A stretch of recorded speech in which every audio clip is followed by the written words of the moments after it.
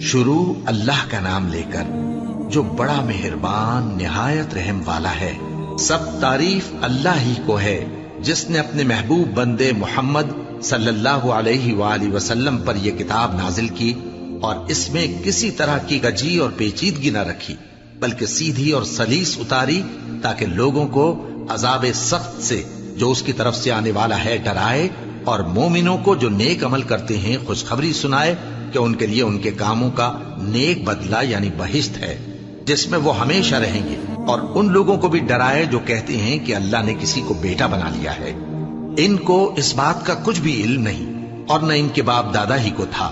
یہ بڑی سخت بات ہے جو ان کے منہ سے نکلتی ہے، اور کچھ شک نہیں کہ یہ جو کچھ کہتے ہیں محض جھوٹ ہے۔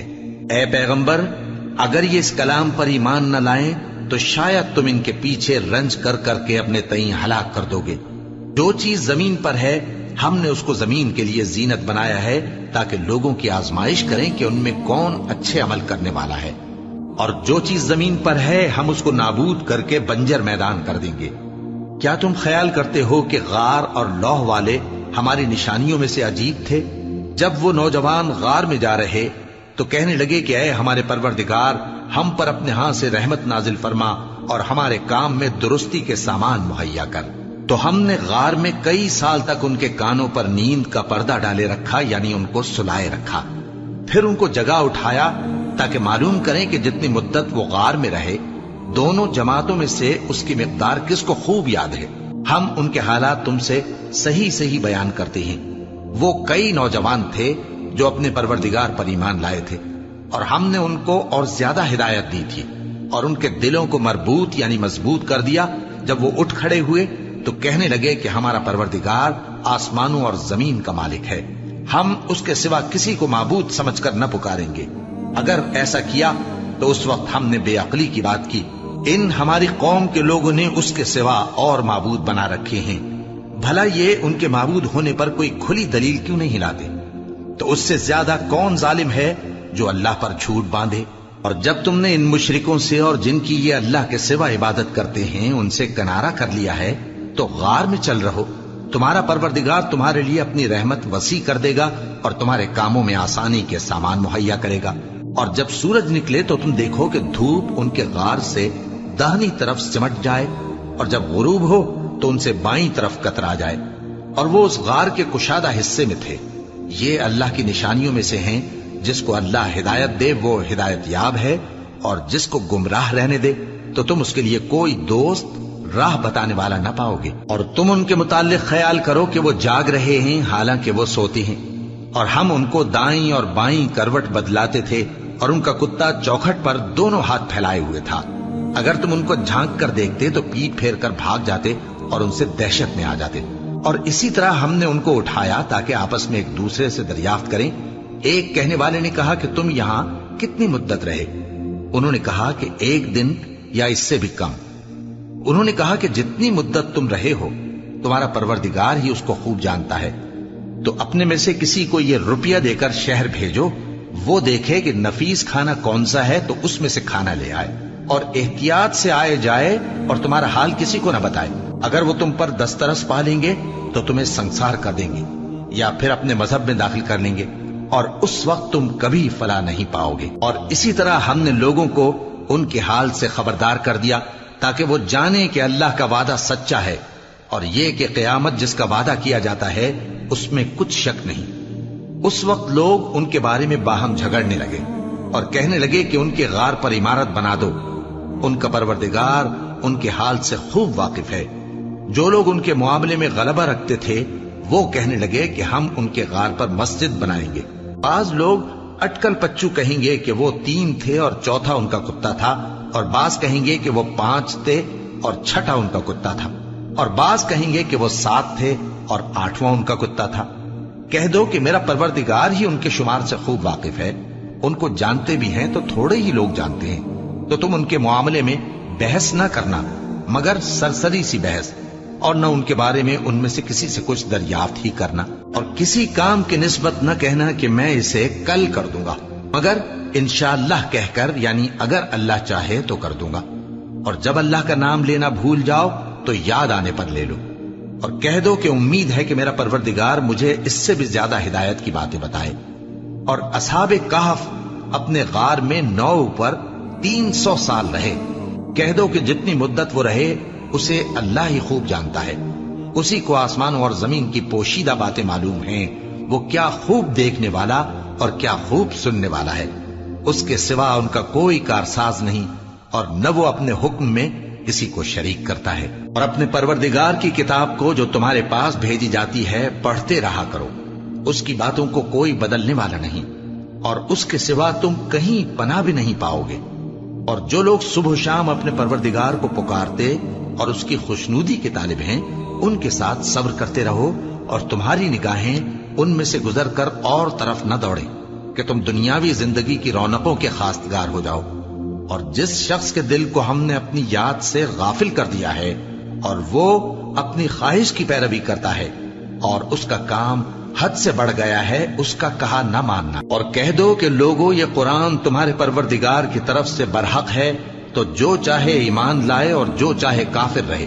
ہم نے ظالموں کے لیے دوزخ کی آگ تیار کر رکھی ہے جس کی قناتیں ان کو گھیر رہی ہوں گی، اور اگر فریاد کریں گے تو ایسے کھولتے ہوئے پانی سے ان کی داد رسی کی جائے گی جو پگھلے ہوئے تانبے کی طرح گرم ہوگا اور جو ان کے چہروں کو بھون ڈالے گا۔ ان کے پینے کا پانی بھی برا اور آرام گاہ بھی بری۔ اور جو ایمان لائے اور کام بھی نیک کرتے رہے تو ہم نیک کام کرنے والوں کا اجر ضائع نہیں کرتے۔ ایسے لوگوں کے لیے ہمیشہ رہنے کے باغ ہیں جن میں ان کے محلوں کے نیچے نہریں بہ رہی ہیں، ان کو وہاں سونے کے کنگن پہنائے جائیں گے، اور وہ باریک دیبا اور اطلس کے سبز کپڑے پہنا کریں گے، اور تختوں پر تکیے لگا کر بیٹھا کریں گے۔ کیا خوب بدلہ اور کیا خوب آرام گاہ ہے۔ اور ان سے 2 شخصوں کا حال بیان کرو جن میں سے ایک کو ہم نے انگور کے 2 باغ عنایت کیے تھے اور ان کے گردا گرد کھجوروں کے درخت لگا دیے تھے اور ان کے درمیان کھیتی پیدا کر دی تھی۔ دونوں باغ کثرت سے پھل لاتے اور اس کی پیداوار میں کسی طرح کی کمی نہ ہوتی، اور دونوں میں ہم نے ایک نہر بھی جاری کر رکھی تھی، اور اس طرح اس شخص کو ان کی پیداوار ملتی رہتی تھی۔ تو ایک دن جبکہ وہ اپنے دوست سے باتیں کر رہا تھا، کہنے لگا کہ میں تم سے مال و دولت میں بھی زیادہ ہوں اور جتھے اور جماعت کے لحاظ سے بھی زیادہ عزت والا ہوں، اور ایسی شیخیوں سے اپنے حق میں ظلم کرتا ہوا اپنے باغ میں داخل ہوا۔ کہنے لگا کہ میں نہیں خیال کرتا کہ یہ باغ کبھی تباہ ہو، اور نہ خیال کرتا ہوں کہ قیامت برپا ہو، اور اگر میں اپنے پروردگار کی طرف لوٹایا بھی جاؤں تو وہاں ضرور اس سے اچھی جگہ پاؤں گا۔ تو اس کا دوست جو اس سے گفتگو کر رہا تھا کہنے لگا کہ کیا تم اس ذات سے کفر کرتے ہو جس نے تم کو مٹی سے پیدا کیا، پھر نطفے سے، پھر تمہیں پورا آدمی بنایا؟ مگر میں تو یہ کہتا ہوں کہ اللہ ہی میرا پروردگار ہے، اور میں اپنے پروردگار کے ساتھ کسی کو شریک نہیں کرتا۔ اور جب تم اپنے باغ میں داخل ہوئے تو تم نے ما شاء اللہ لا قوت الا باللہ کیوں نہ کہا؟ اگر تم مجھے مال و اولاد میں اپنے سے کمتر دیکھتے ہو تو عجب نہیں کہ میرا پروردگار مجھے تمہارے باغ سے بہتر عطا فرمائے، اور تمہارے اس باغ پر آسمان سے آفت بھیج دے تو وہ صاف میدان ہو جائے، یا اس باغ کی نہر کا پانی گہرائی میں اتر جائے تو پھر تم اسے تلاش نہ کر سکو، اور اس کے میووں کو عذاب نے آ گھیرا اور وہ اپنی چھتریوں پر گر کر رہ گیا، تو جو مال اس نے اس پر خرچ کیا تھا اس پر حسرت سے ہاتھ ملنے لگا اور کہنے لگا کہ کاش میں اپنے پروردگار کے ساتھ کسی کو شریک نہ بناتا۔ اس وقت اللہ کے سوا کوئی جماعت اس کی مددگار نہ ہوئی اور نہ وہ بدلہ لے سکا۔ یہاں سے ثابت ہوا کہ حکومت سب اللہ کی ہے، جو معبود برحق ہے وہی بہترین ثواب عطا کرنے والا اور بہترین انجام لانے والا ہے۔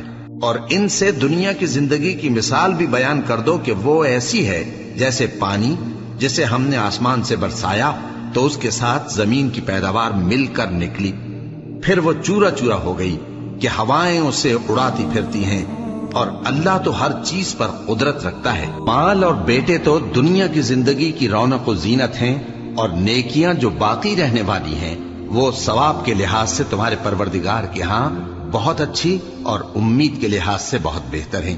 اور جس دن ہم پہاڑوں کو چلائیں گے اور تم زمین کو صاف میدان دیکھو گے، اور ان لوگوں کو ہم جمع کر لیں گے تو ان میں سے کسی کو بھی نہیں چھوڑیں گے، اور سب تمہارے پروردگار کے سامنے صف باندھ کر لائے جائیں گے، تو ہم ان سے کہیں گے کہ جس طرح ہم نے تم کو پہلی بار پیدا کیا تھا उसी तरह आज तुम हमारे सामने आए, लेकिन तुमने तो ये ख्याल कर रखा था कि हमने तुम्हारे लिए क़यामत का कोई वक्त मुकर्रर ही नहीं किया, और आमाल की किताब खोल कर रखी जाएगी तो तुम गुनाहगारों को देखोगे कि जो कुछ उसमें लिखा होगा उससे डर रहे होंगे और कहेंगे, हाय शामत, ये कैसी किताब है कि न छोटी बात को छोड़ती है न बड़ी को, कोई बात भी नहीं मगर उसे लिख रखा है, और जो जो अमल किए होंगे सबको हाजिर पाएंगे, और तुम्हारा परवरदिगार किसी पर जुल्म नहीं करेगा। और जब हमने फरिश्तों को हुक्म दिया कि आदम को सजदा करो तो सब ने सजदा किया मगर इब्लीस ने न किया। वो जिन्नात में से था तो अपने परवरदिगार के हुक्म से बाहर हो गया। क्या तुम उसको और उसकी औलाद को मेरे सिवा दोस्त बनाते हो, हालांकि वो तुम्हारे दुश्मन हैं, और शैतान की दोस्ती जालिमों के लिए अल्लाह की दोस्ती का बुरा बदल है। मैंने उनको न तो आसमानों और जमीन के पैदा करने के वक्त बुलाया था और न खुद उनके पैदा करने के वक्त, और मैं ऐसा न था कि गुमराह करने वालों को मददगार बनाता। और जिस दिन अल्लाह फरमाएगा कि अब मेरे शरीकों को जिनकी निस्बत तुम माबूद होने का गुमान रखते थे बुलाओ, तो वो उनको बुलाएंगे मगर वो उनको कुछ जवाब न देंगे, और हम उनके दरमियान हलाकत की एक जगह बना देंगे, और गुनाहगार लोग दोज़ख को देखेंगे तो यकीन कर लेंगे कि वो उसमें पड़ने वाले हैं, और उससे बचने का कोई रास्ता न पाएंगे।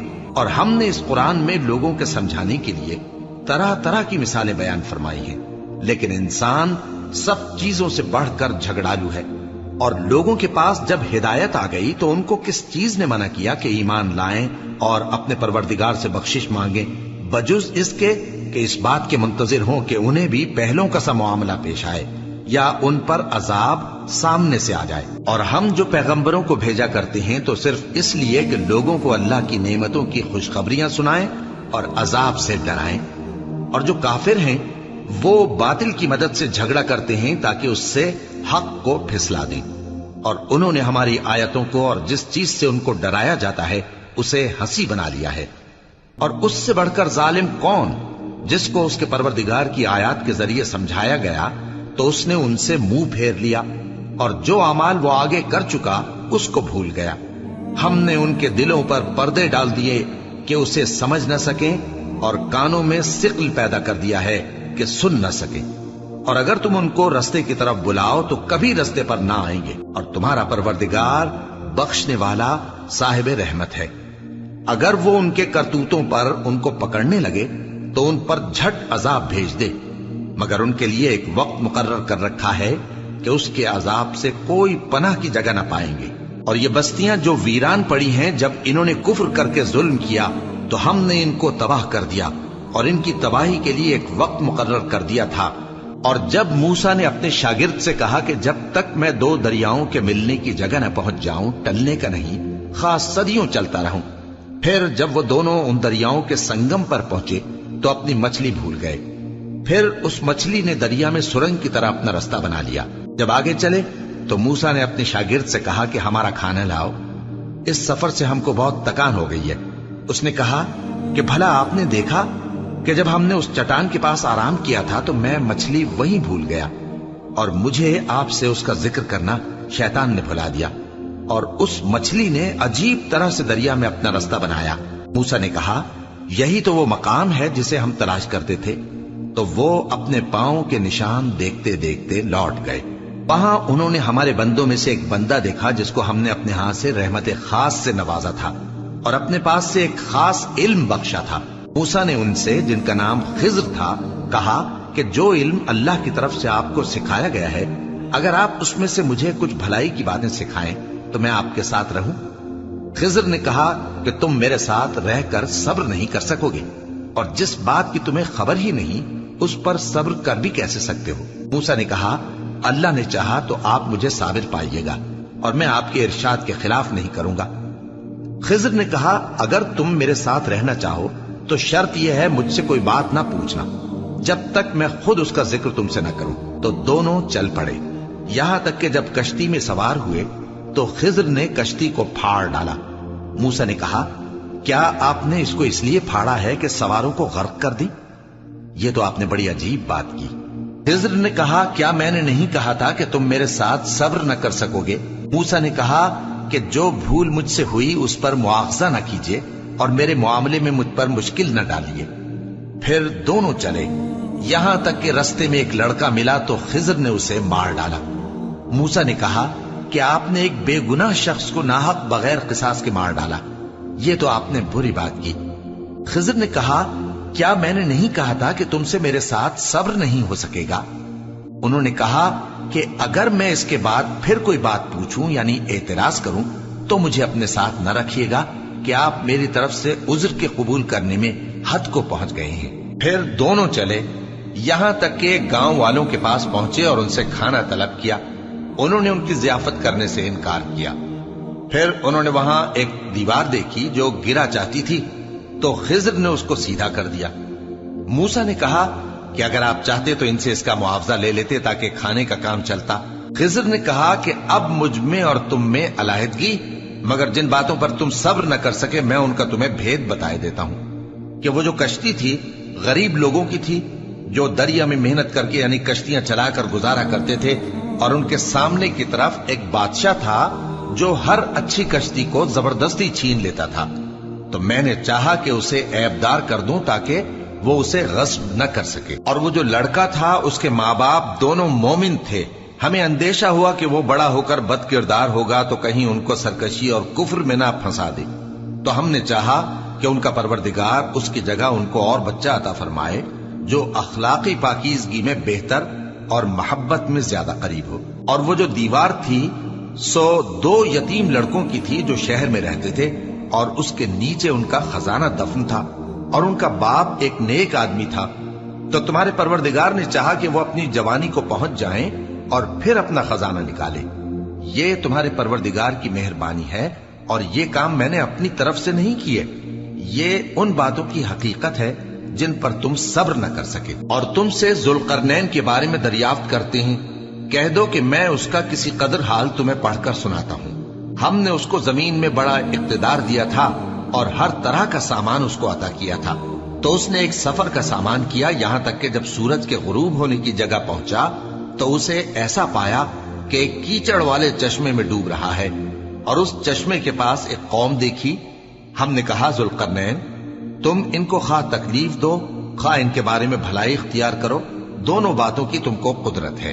ذوالقرنین نے کہا کہ جو کفر و بد کرداری سے ظلم کرے گا اسے ہم سزا دیں گے، پھر وہ اپنے پروردگار کی طرف لوٹایا جائے گا تو وہ بھی اسے بڑا عذاب دے گا، اور جو ایمان لائے گا اور عمل نیک کرے گا اس کے لیے بہت اچھا بدلہ ہے، اور ہم اپنے معاملے میں اس سے نرم بات کہیں گے۔ پھر اس نے ایک اور سامان سفر کیا، یہاں تک کہ سورج کے طلوع ہونے کے مقام پر پہنچا تو دیکھا کہ وہ ایسے لوگوں پر طلوع ہوتا ہے جن کے لیے ہم نے دھوپ سے بچاؤ کی کوئی اوٹ نہیں بنائی تھی۔